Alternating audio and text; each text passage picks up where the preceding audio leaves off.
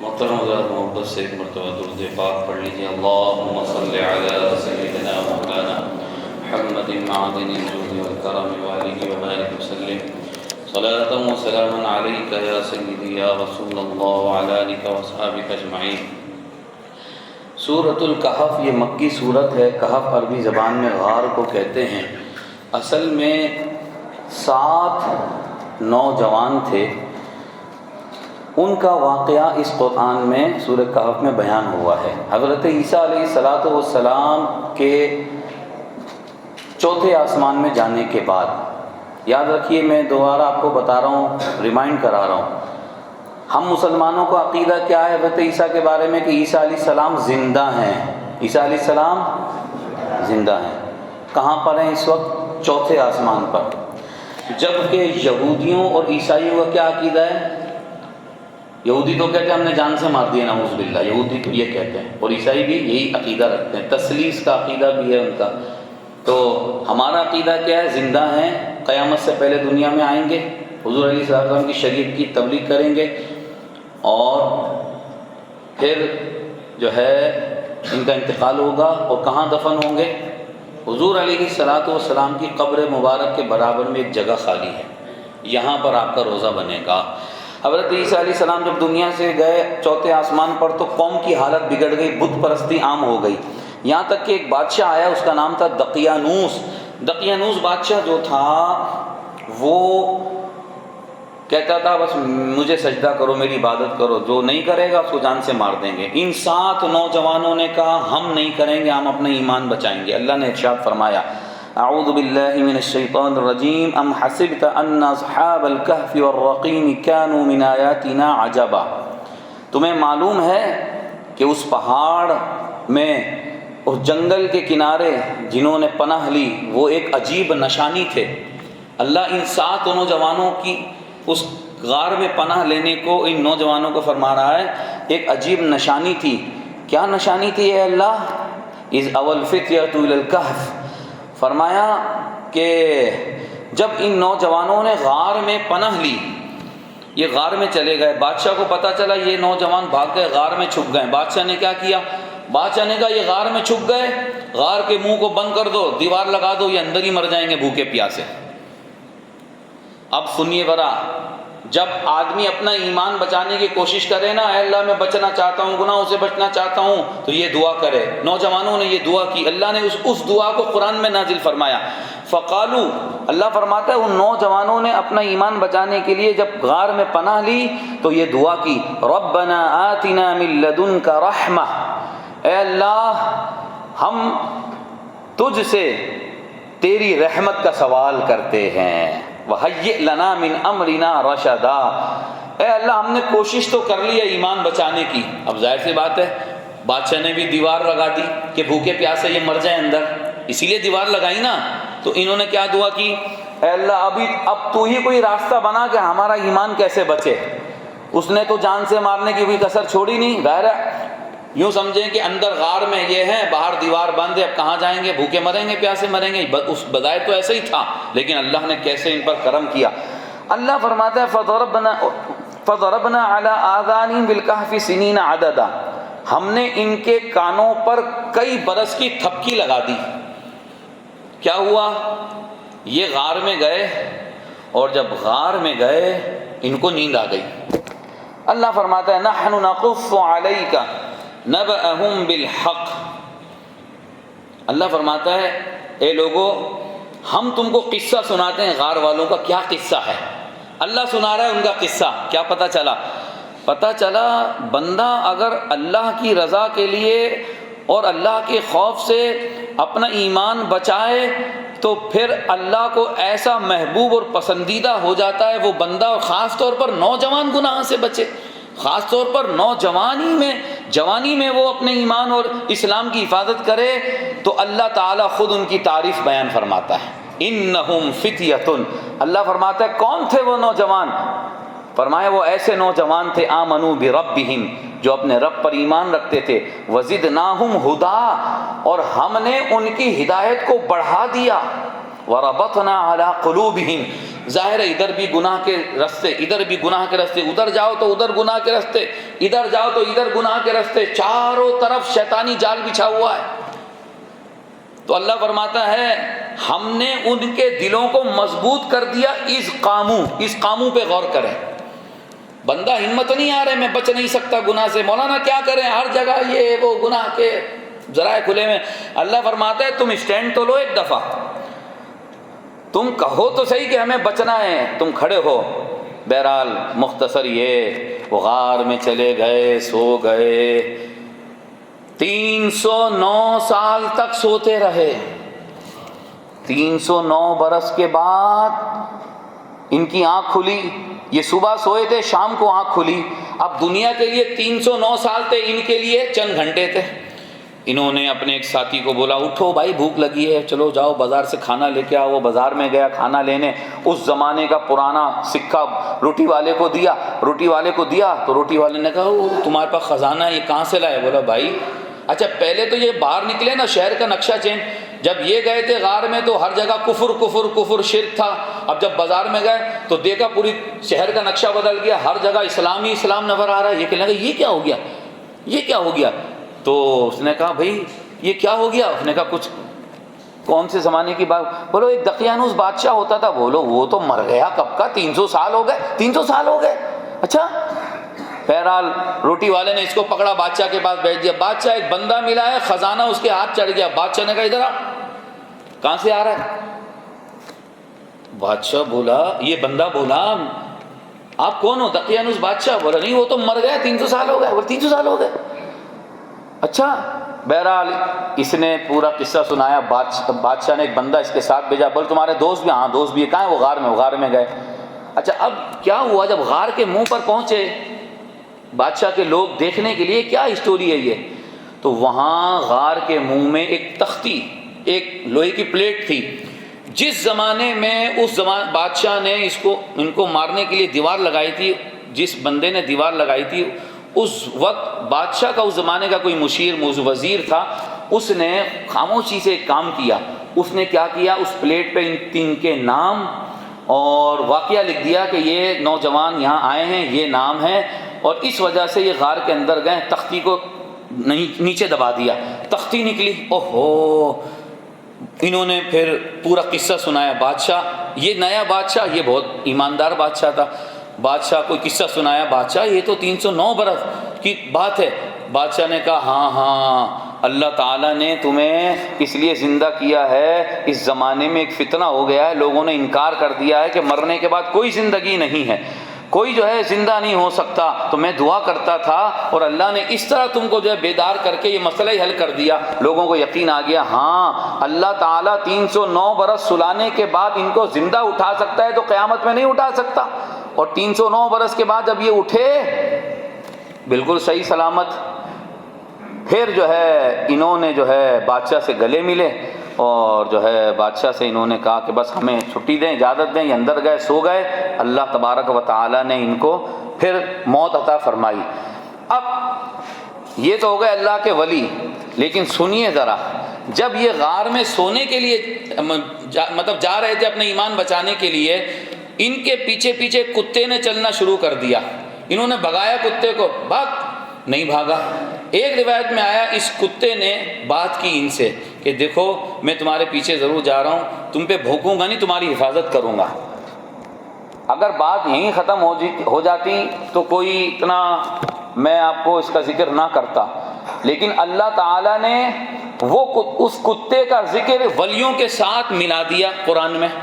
اور جب یہ غار میں سوتے رہے 309 برس تک تو اللہ تعالیٰ نے اس کتے کا ذکر یوں فرمایا وَكَلْبُهُمْ بَاسِطٌ ذِرَاعَيْهِ بِالْوَصِيدِ۔ 309 سال تک ولیوں کے در پر بیٹھنے والا کتا تھا کہ سال میں ایک مرتبہ اللہ فرماتا ہے وَنُقَلِّبُهُمْ ذَاتَ الْيَمِينِ وَذَاتَ الشِّمَالِ، اللہ فرماتا ہے ہم جو ہے ان کی کروٹیں بدلتے تھے۔ فرشتہ سال میں ایک دفعہ ان کی کروٹ بدلتا تھا۔ 10 محرم کو مثلا 10 محرم کو اس سال اگر رائٹ کروٹ بدلی ہے تو اگلے 10 محرم کو لیفٹ کروٹ بدلی جائے گی۔ تو یہ غار میں سو رہے تھے وَتَحْسَبُهُمْ أَيْقَاظًا، وہم رقود، اللہ فرماتا ہے یہ سو تو رہے تھے لیکن آنکھیں کھلی ہوئی تھی ان کی. تو یہ ایک نشانی. اب دیکھیے ٹھیک ہے کتا ہے بیٹھ گیا تو اللہ نے قرآن میں کیوں بیان فرمایا؟ اچھا چلیں بیان فرما دیا ایک کتا تھا، اس کے بیٹھنے کا طریقہ بھی بیان کر دیا. آپ اس کو سمجھ رہے ہیں؟ اللہ نے پہلے ہی اس سورت کے شروع میں فرما دیا یہ قصہ ہی ایسا ہے کہ اس میں عجیب و غریب نشانیاں تم کو دیکھنے کو ملیں گی. نشانی یہ ہے کہ ہمارے نیک بندے ایسے ہوتے ہیں کہ ذات کا کتا بھی ان کے در پر بیٹھ جائے تو ہم اس کا بھی ذکر کرتے ہیں. ولیوں کے در پہ بیٹھنے والے کتے کا ذکر قرآن میں، کیسے بیٹھا اس کا ذکر قرآن میں. ولیوں کی کروٹ بدلی جا رہی ہے تو کتے کی بھی کروٹ بدلی جا رہی ہے. اور سارے مفسرین نے لکھا قیامت میں جب یہ اللہ کے ولی یہ نوجوان جنت میں جائیں گے، ان کے در پر بیٹھنے والے کتے کو اللہ انسان کی شکل دے گا، وہ بھی جنت میں جائے گا. اچھا اب بات یہاں پر بھی اسٹاپ نہیں ہوئی ہے، بات اور آگے چلی گئی ہے. کیا چلی گئی ہے؟ آپ کسی کے گھر پہ جائیں دعوت میں، بندہ بولے بھائی کتنے آدمی آئے؟ بھائی ہم 5 آدمی آئے. اور اگر ان کے ساتھ ایک کتا بھی ہو تو وہ یہ بولے گا 5 ہم ہیں، 6ٹا کتا ہے. نہیں بولے گا؟ بولے گا؟ نہیں بولے گا نا. بھائی کتے کو ملانے کی کیا ضرورت ہے انسان کے ساتھ؟ لیکن سبحان اللہ، اللہ تعالیٰ نے فرمایا لوگ اس وقت باتیں کر رہے تھے کہ وہ تھے ولی کتنے، تو کسی نے کہا 3 تھے 4تھا کتا تھا، کسی نے کہا 4 ولی تھے 5واں کتا تھا، کسی نے کہا 5 ولی تھے 6ٹا کتا تھا، کسی نے کہا 6 ولی تھے 7واں کتا تھا. آپ بات کو سمجھ لیں، آپ کو میری بات سمجھ میں آ رہی ہے؟ کتا ایک نجس جانور ہے، لیکن جب وہ ولی کے در پر بیٹھتا ہے تو پھر قرآن میں تفصیل سے اس کا ذکر ہو رہا ہے. 5 تھا، 6 تھے، 6 تھے، 7ویں تھے. کیا مطلب؟ وہ کتا ولی کے در پر بیٹھ جائے تو اس کا ذکر ہو جاتا ہے. ہم مسلمان کسی کے ولی کے در پر بیٹھ جائیں تو اللہ اس سے پیار نہیں کرے گا؟ نہیں، آپ سوچیں، عقل سے کام لیں ذرا. یہ ہے اصحاب کہف. اور پھر اللہ نے کیا فرمایا؟ لَوِ اطَّلَعْتَ عَلَيْهِمْ لَوَلَّيْتَ مِنْهُمْ فِرَارًا وَلَمُلِئْتَ مِنْهُمْ رُعْبًا. اے سننے والے سنو، ہم نے ان غار والوں کو ایسے رکھا ہے اگر کوئی اس غار میں جھانکنا چاہے، دیکھنا چاہے تو وہ ایسا خوف اور رعب دبدبا ہوگا، بھاگ جائے گا. یہ ایک قدرتی ہے، اللہ فرما رہا ہے اس غار میں کوئی نہیں جا سکتا. جی سن لیجئے آپ، اس غار میں کوئی داخل ہو ہی نہیں سکتا. حضرت امیر معاویہ رضی اللہ تعالیٰ عنہ یورپ جا رہے تھے، جنگ روم سے جنگ چل رہی تھی، وہ اس غار سے گزرے، اصحاب کہف کے غار سے گزرے. تو انہوں نے حضرت امیر معاویہ نے اس غار میں داخل ہونے کی کوشش کی تو حضرت ابن عباس، حضرت عباس کے بیٹے یعنی حضور کے چچا کے بیٹے، انہوں نے منع فرمایا. انہوں نے فرمایا یا امیر معاویہ اس غار میں مت جائیں، کیونکہ قرآن میں ہے کہ جو ہے وہ یہ خوف کی جگہ ہے، جو جائے گا بھاگے گا وہاں سے. تو جو ہے پھر کیا ہوا؟ یہی ہوا. تو وہ نہیں گئے وہاں پہ. اب دیکھیے جھوٹ کیسا پھیلایا جاتا ہے. ایک ویڈیو دنیا میں وائرل کی گئی کسی زمانے میں، وہ دکھا رہے ہیں دیکھیے جناب یہ اصحاب کہف کا غار ہے، یہ بہت پہلے یہاں گئے تھے، مر گئے، دیکھیے ان کی ہڈیاں نظر آ رہی ہیں. ابے تمہیں ہڈیاں کہاں سے نظر آ گئی؟ تم غار میں ویڈیو کیسے بنا رہے ہو؟ صرف ولیوں کو بدنام کرنے کے لیے، ولیوں کی شان گھٹانے کے لیے. قرآن فرما رہے کوئی قیامت تک اس غار میں نہیں جا سکتا. اور یہ پہنچ بھی گئے، انہوں نے ہڈیاں بھی نکال لی وہاں سے. یہ جھوٹ اور پروپیگنڈا ہے. حضرت موسیٰ علیہ السلام نے اللہ سے پوچھا ہے اللہ میرے سے زیادہ علم والا کوئی ہے دنیا میں؟ تو فرمایا اللہ نے ہاں موسیٰ ہے ایک بندہ، ہمارا ایک بندہ ہے. تو اے اللہ مجھ سے زیادہ علم رکھتا ہے تو ذرا اس سے ملاقات ہو جائے. ذرا کہا ٹھیک ہے ہو جائے گی ملاقات. کہا کہاں ملیں گے؟ تو اللہ نے نشانی بتائی کہ وہ سمندر میں کہیں ملیں گے. ایک مچھلی لے لینا، وہ راستے میں جو ہے وہ مچھلی غائب ہو جائے گی. جس جگہ وہ مچھلی غائب ہوئے وہاں میرا بندہ ہوگا. وہ کون تھے؟ حضرت خضر علیہ السلام، اللہ کے نبی ہیں. خضر کیوں کہتے ہیں؟ خضر کا مطلب ہے ہرا، گرینری. حضرت خضر علیہ السلام جدھر بیٹھتے تھے نا سوکھی گھاس ہری ہو جایا کرتی تھی. حضرت خضر علیہ السلام جدھر نماز پڑھتے تھے نا ان کے پاؤں اور قدم اور جسم کی برکت آزو بازو گھاس اگ جایا کرتی تھی. حضرت خضر علیہ السلام کا جو علم ہے وہ ایسا علم ہے 7 زمین اور 7 آسمانوں پہ پھیلا ہوا ہے. قربان جائیے، خضر علیہ السلام کا علم 7 زمین اور 7 آسمانوں پر پھیلا ہوا ہے تو مصطفیٰ کا علم کہاں تک پھیلا ہوگا؟ حضور نے فرمایا اللہ نے اپنا دست قدرت میرے کندھے پر رکھا، میں نے اپنے سینے میں ٹھنڈک محسوس کی، اور پھر میں نے وہ دیکھا فرأیت مشارقها ومغاربها، رب نے جب دست قدرت رکھا میرے سینے میں ٹھنڈک محسوس ہوئی، میں نے سارے مشرق سارے مغرب جو کچھ اس میں تھا سب کو دیکھ لیا۔ حضور علیہ الصلوۃ والسلام نے سر عرش پر ہے تیری گزر، دل فرش پر ہے تیری نظر۔ اعلیٰ حضرت فرماتے ہیں یا رسول اللہ آپ کی نظر کہاں نہیں ہے؟ سر عرش پر ہے تیری گزر، آپ تو وہاں سے بھی گزر کے چلے گئے، اور ہمارے دلوں پر آپ کی نظر ہے۔ ملکوت و ملک میں کوئی شے نہیں جو تجھ پہ عیاں نہیں، کوئی شے نہیں جو حضور پر ظاہر نہیں۔ لیجیے جناب، حضرت موسیٰ نے تیاری کی، اور حضرت موسیٰ علیہ الصلوۃ والسلام نے اپنے خادم یوشع بن نون کو کہا چلو بھائی چلو خضر علیہ السلام سے ملنے، مجمع البحرین، دو سمندر جہاں ملیں گے وہاں پر ملیں گے۔ فلما بلغا، یہ پہنچے، کشتی میں پہنچے، تو حضرت موسیٰ نے کہا یہ میں نے مچھلی پکائی ہے، تو وہاں جب پہنچیں گے تو یہ مچھلی مجھے دینا۔ اب کیا ہوا، یہ وہاں سے گزر گئے، اس جگہ سے گزر گئے جہاں خضر علیہ السلام آگے پہنچ گئے۔ حضرت موسیٰ نے کہا بھوک لگی ہے نکالو وہ مچھلی۔ او حضور میں آپ کو بتانا بھول گیا، وہ تو پیچھے مچھلی جو ہے زندہ ہو کر سمندر میں گھس گئی۔ او ہو، اللہ فرماتا ہے شیطان نے بلا دیا تھا ان کو، وما انسانی الا الشیطان ان اذکرہ۔ اب کہا چلو واپس چلو۔ اچھا خدا کی قدرت دیکھیے، مچھلی جب سمندر میں جانے لگی نا، وہ جاتے جاتے پورا رستہ بنا گئی۔ واتخذ سبیلہ فی البحر، پھر موسیٰ علیہ السلام ریورس پیچھے، بھائی کدھر مچھلی گئی تھی سمندر میں، چلو وہاں پر، وہاں پہنچے۔ اب جب وہاں پہنچے خضر علیہ السلام چادر لپیٹے سو رہے تھے، آرام کر رہے تھے۔ خضر علیہ السلام کو سلام کیا، فوجدا عبدا من عبادنا، اللہ فرماتا ہے پھر ان دونوں کو، کن دونوں کو، موسیٰ اور موسیٰ کے خادم کو ہمارا بندہ ملا۔ کون سا بندہ ہے اللہ؟ حضرت خضر کی تعریف، آتیناہ رحمتا من عندنا، وہ خضر جس کو ہم نے اپنی رحمت سے نوازا تھا اور علم لدنی عطا فرمایا تھا۔ اب بات شروع ہوئی، موسیٰ علیہ السلام بولے قال له موسیٰ هل اتبعوک علی ان تعلمنی مما علمت رشدا۔ موسیٰ علیہ السلام بولے حضور میں آپ کی خدمت میں آیا ہوں، اجازت ہے آپ کی، آپ مجھے کچھ سکھائیں، آپ سے علم حاصل کروں۔ موسیٰ علیہ السلام نے جب یہ کہا تو خضر علیہ السلام نے کہا موسیٰ اللہ نے ایک علم آپ کو دیا ہے جو میرے پاس نہیں ہے، اور اللہ نے ایک علم مجھے دیا ہے وہ آپ کے پاس نہیں ہے۔ اور خضر علیہ السلام کا کون سا علم تھا؟ علم باطن۔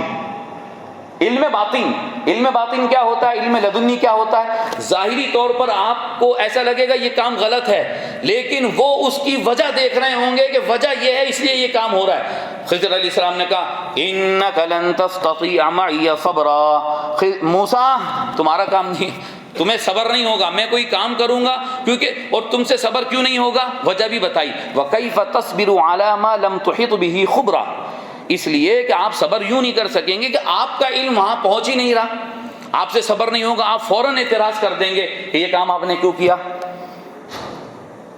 قَالَ سَتَجِدُنِي إِن شَاءَ اللَّهُ صَابِرًا وَلَا أَعْصِي لَكَ أَمْرًا، بولے موسیٰ نہیں انشاءاللہ میں صبر سے کام لوں گا اور میں کوئی اعتراض کچھ نہیں کہوں گا۔ ٹھیک ہے، خضر علیہ السلام نے بولا فَإِنِ اتَّبَعْتَنِي فَلَا تَسْأَلْنِي عَنْ شَيْءٍ، موسیٰ میں کوئی کام کروں گا نا تو آپ مجھ سے سوال مت کیجیے گا میں نے کیوں کیا، میں کوئی بھی کام کروں گا میں خود بعد میں آپ کو بتا دوں گا میں نے یہ کام کیوں کیا۔ فانطلقا، اب دونوں نکلے کشتی میں بیٹھے، حتی اذا رکبا فی السفینۃ خرقها، جیسے ہی کشتی میں بیٹھے موسیٰ اور خضر، حضرت خضر علیہ السلام نے کشتی کا ایک تختہ نکال کر پھینک دیا۔ ارے قال اخرقتها، ارے خضر یہ آپ نے کیا کیا؟ ایک تو کشتی والے نے پیسے نہیں لیے اور آپ نے تختہ نکال کے پھینک دیا، کشتی میں عیب ڈال دیا، کشتی ڈوب گئی تو اس کی تو کشتی خراب ہو جائے گی۔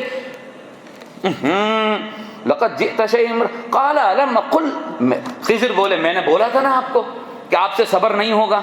او موسیٰ بولے اب ایک موقع دے دیں، چلیں آگے چلیں۔ فانطلقا، پھر آگے چلے تو ایک لڑکا ملا، اس کو قتل کر دیا۔ پھر موسیٰ سے رہا نہیں کہ ارے آپ نے بچے کو جان سے مار دیا، ایک بے گناہ بچے کو، لقد جئت شیئا نکرا، یہ تو بہت برا کام ہو گیا۔ پھر خضر بولے قال الم اقل لک انک لن، میں نے کہا تھا آپ سے صبر نہیں ہوگا۔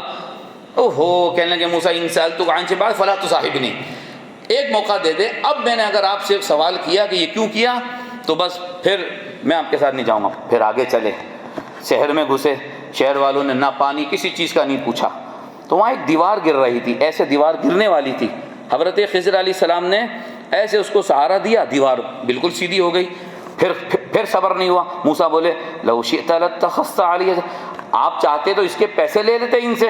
اب خضر علیہ السلام بولے ھذا فراق بینی و بینک، موسیٰ بس اب میرے آپ کے درمیان جدائی، بس اب آپ میرے ساتھ نہیں چل سکتے، لیکن میں 3 کام میں نے کیے جس پر آپ سے صبر نہیں ہوا، اب ذرا اس کے بارے میں سنیے میں نے کیوں کیے۔ اما السفینہ، وہ جو میں نے کشتی کے تختے نکالے اس کی وجہ یہ تھی وہ 2 مسکینوں کی تھی، وہ جو ہے محتاجوں کی تھی، اور یہ کشتی جہاں پہ جا رہی تھی وہاں ایک ظالم بادشاہ تھا، اچھی خوبصورت کشتیوں کو وہ اپنے قبضے میں لے لیتا تھا زبردستی، اور یہ جو کشتی چلانے والے غریب فقیر مسکین تھے ان کے پاس گزارے کے لیے صرف ایک ہی کشتی تھی، اور وہ کون تھے؟ 10 بھائی تھے، جس میں سے 5 بھائی بالکل اپاہج تھے، جسم کام ہی نہیں کرتا تھا، 5 صحیح تھے۔ یہ کشتی بہت اچھی تھی، وہاں جاتی بادشاہ لے لیتا تو یہ 5 بھائی تو پھر کھا کما نہیں سکتے تھے۔ میں دیکھ رہا تھا کشتی ان کی چلی جائے گی، یہ بھوکے مریں گے، میں نے تھوڑا سا ایپ ڈال دیا تاکہ ان کی کشتی بچ جائے اور ان کا کام بھی چلتا رہے۔ دوسرا کام کا وہ جو میں نے بچہ قتل کیا ہے اس کی سٹوری یہ ہے، ابواہ مؤمنین فخشینا ان یرہقہما طغیانا وکفرا، وہ جو بچہ تھا وہ اس کے ماں باپ مسلمان تھے، مومن تھے، تو میں نے دیکھ لیا کہ یہ بچہ کافر ہو جائے گا۔ کیسے دیکھ لیا؟ یا تو اللہ ہی نے بتا دیا نا، تو وہ بچہ کافر ہونے والا تھا، ماں باپ جو ہے وہ مسلمان تھے، تو میں نے اس لیے اس کو جان سے مار دیا، قتل کر دیا۔ فَأَرَدْنَا أَن يُبْدِلَهُمَا رَبُّهُمَا خَيْرًا مِّنْهُ، اللہ فرماتا ہے کہ ہم نے چاہا کہ وہ بچہ جب دنیا سے چلا جائے تو ہم اس بچے کی جگہ اس کے ماں باپ کو اس سے اچھی اولاد عطا فرمائیں۔ حضرت خضر نے علم باطن سے جانا کہ اللہ اس کے بدلے ان کو اچھی اولاد عطا فرمائے گا۔ کیا ہوا؟ اس وجہ سے اس کو مار دیا۔ اب علماء نے لکھا یہ حضرت خضر کے لیے ہی خاص ہے، وہ تو اس مقام پر تھے، اس علم کے مقام پر تھے کہ انہوں نے پڑھ لیا کہ یہ بچہ کافر ہوگا، اور بچے کی محبت میں ماں باپ بھی کافر نہ ہو جائیں، اس لیے اس کو مار دیا۔ اور وہ یہ بھی دیکھ چکے تھے کہ اللہ اس کے بدلے اس کو ایسی اولاد دے گا جو اس کے ماں باپ کے لیے زیادہ فائدہ مند ہے۔ ہوا بھی یہی، اس بچے کے بعد اللہ نے ایک بیٹی اس ماں باپ کو عطا فرمائی، اس بیٹی کا نکاح ایک نبی سے ہوا، اور پھر جب نکاح نبی سے ہوا اس نبی سے پھر جو اولاد ہوئی وہ بچہ بھی نبی ہوا۔ کہا موسیٰ یہ وجہ تھی۔ تیسری وجہ وہ جو میں نے دیوار سیدھی کر دی، پیسے نہیں لیے۔ وَأَمَّا الْجِدَارُ فَكَانَ لِغُلَامَيْنِ يَتِيمَيْنِ، وہ جو دیوار تھی وہ شہر کے 2 یتیم لڑکوں کی تھی۔ وَكَانَ تَحْتَهُ كَنْزٌ، ان 2 دیواروں کے نیچے خزانہ تھا۔ وَكَانَ أَبُوهُمَا صَالِحًا، ان یتیم بچوں کے جو ماں باپ تھے وہ نیک آدمی تھے۔ یاد رکھنا، باپ اگر ایماندار ہو، نیک ہو، تو اللہ پاک اپنے نیک بندے کی تقوی پرہیزگاری نیک ہونے کی وجہ سے اس کی اولاد، اس کی اولاد کی اولاد، اس کے خاندان کی حفاظت فرماتا ہے۔ اور آپ کو پتہ ہے حضرت خضر نے کہا اگر یہ دیوار گر جاتی تو نیچے سے جو خزانہ تھا نا، سونا چاندی بہت بڑا خزانہ تھا، یتیموں کا خزانہ لٹ جاتا۔ میں نے یتیموں کے خزانے کو بچایا کہ ان کے ماں باپ نیک تھے تاکہ ان کا خزانہ بچ جائے، بچے بڑے ہوں ان کو مل جائے۔ مفسرین نے لکھا کہ یہ جو ماں باپ تھے نا یہ 7ویں پوچھ میں تھے پیچھے جا کر، تو آپ سوچئے اللہ کیسی حفاظت کرتا ہے۔ اس لیے میں کہتا ہوں باپ ایماندار ہو تو اللہ اس کی اولاد کی، اس کی جان کی، اس کے مال کی حفاظت فرماتا ہے۔ اب آگے سنیے، حضرت خضر نے کہا وما فعلتہ عن امری، موسیٰ اس میں ایک کام بھی میں نے اپنی طرف سے نہیں کیا، اللہ کا حکم تھا، ذلک تأویل ما لم تستطع علیہ صبرا، موسیٰ یہ 3 کام جو میں نے کیے اس کا راز یہ تھا جس پر آپ صبر نہیں کر سکے تھے۔ حضرت ذوالقرنین کا واقعہ بیان ہوا۔ حضرت ذوالقرنین بادشاہ تھے، دنیا میں 4 بادشاہ ہوئے ہیں جن کی حکومت پوری دنیا میں رہی، 2 کافر 2 مسلمان، حضرت سلیمان، حضرت ذوالقرنین مسلمان بادشاہ، اور نمرود اور بخت نصر یہ کافر بادشاہ۔ ذوالقرنین یہ کون تھے؟ حضرت خضر کے خالہ زاد بھائی تھے۔ ٹائم ہوا اس لیے میں نہیں عرض کر سکتا، اس واقعے کو پھر کبھی عرض کروں گا۔ سورہ کہف کی آخری آیت قل انما انا بشر مثلکم، اے حبیب آپ فرما دیجئے میں ظاہری صورت میں تمہارا جیسا۔ دیکھیے حضور بشر ہیں، حضور کو اللہ نے فرمایا آپ کہیں میں ظاہری صورت میں آپ کا جیسا۔ اب حضور ظاہری صورت میں ہمارے جیسے، کس چیز میں ظاہری صورت میں ہماری جیسے؟ حضور ہمارے علم جیسے، حضور کی بشریت ہماری جیسی، علم میں، خوبصورتی میں، تقوی میں، کس چیز میں؟ کوئی مقابلہ ہے ہی نہیں حضور کا۔ ارے اللہ کے سارے انبیاء بھی مل جائیں تو حضور کے برابر نہیں ہو سکتے، تو کس چیز میں حضور ہمارے جیسے؟ جیسے ہم خدا نہیں ایسے حضور خدا نہیں، اس چیز میں حضور ہمارے جیسے۔ جیسے ہم خدا کے بیٹے نہیں ایسے حضور بھی خدا کے بیٹے نہیں۔ دوسری بات دیکھیے، کیا صحابہ کو یہ بات نہیں پتا تھی کہ حضور بشر ہیں؟ پتا تھی نا، لیکن آپ مجھے دکھا دیے کسی صحابی نے حضور کا انٹروڈکشن کرایا ہو، تعارف کرایا ہو تو بار بار بشر کہہ کر حضور کے مقام کو گھٹایا ہو۔ کیا اور دوسرے القابات نہیں ہیں حضور کی شان بیان کرنے کے لیے ہیں؟ تیسری بات، ہر اچھی اور سچی بات بیان کرنے کا طور طریقہ ہوتا ہے، کچھ ادب آداب ہوتے ہیں۔ اب میں آپ سے پوچھتا ہوں، آپ کے پاس کوئی صاحب آئیں اور آپ کو آ کر کہیں آپ کی امی کا شوہر آپ کو بلا رہا ہے، کیا کہے؟ آپ کی امی کا شوہر آپ کو بلا رہا ہے، آپ بولیں تمہیں تمیز نہیں ہے، بے ادب، گستاخ، بھائی میں نے جھوٹ تھوڑی بولا ہے، سچ تو بولا ہے۔ تو بھائی سچ بولنے کا کوئی طریقہ ہوتا ہے، یہ کون سا طریقہ ہے؟ میری امی کا شوہر، یہ بولو میرے والد صاحب بلا رہے ہیں۔ آپ کو آ کر کوئی کہے آپ کے ابا کی امی بلا رہی ہیں،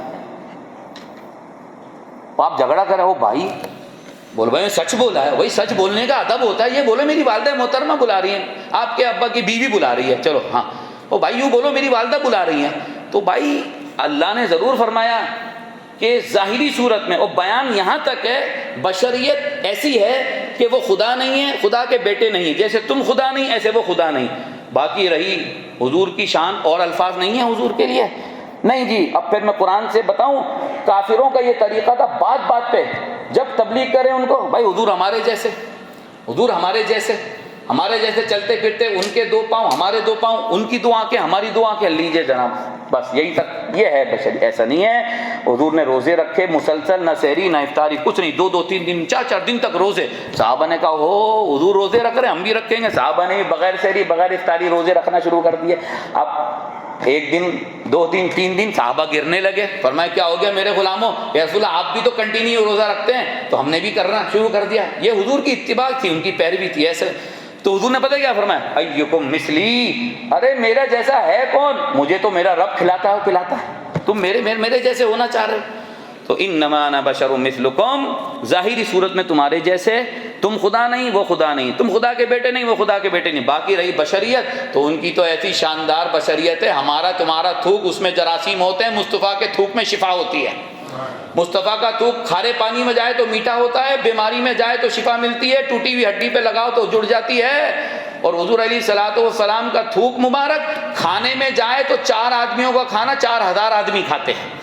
ہمارا تمہارا تھوک کھانے میں ڈال کے کسی کے 2 کوئی کھائے گا؟ چماٹ لگائے گا دور سے، کمبخت اپنا تھوک والا کھانا کھلا رہا ہے ہم کو، شرم نہیں آتی؟ اور میرے آقا بخاری مسلم کی حدیث، حضرت جابر نے دعوت کی چند آدمیوں کا کھانا، فرمایا جب تک میں نہیں آ جاؤں نکالنا نہیں کھانا۔ ٹھیک ہے یا رسول اللہ، حضور آئے، تیار ہے، پیڑے تیار، کھانا ہانڈی میں تیار، حضور نے تھوک مبارک نکالا، لعاب مبارک نکالا، فرمایا یہ تھوڑا سا میرا لعاب تھوک سالن میں ڈال دو، تھوڑا سا آٹے میں ڈال دو۔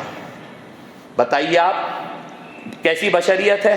اب بھی سمجھ میں نہیں آئے حضور ہمارے جیسے، تو ان سے میں بڑے ادب سے اور بڑے ٹھنڈے دماغ سے میں کہتا ہوں، تم تم کہتے ہو حضور تمہارے جیسے، تم حضور جیسے، تو حضور تو اپنا تھوک مبارک پانی میں بھی ڈالتے تھے، کھانے میں بھی ڈالتے تھے، تو آپ اپنا تھوک کسی کو نہیں اپنی بیوی کو چٹا دو تو مان جائیں گے۔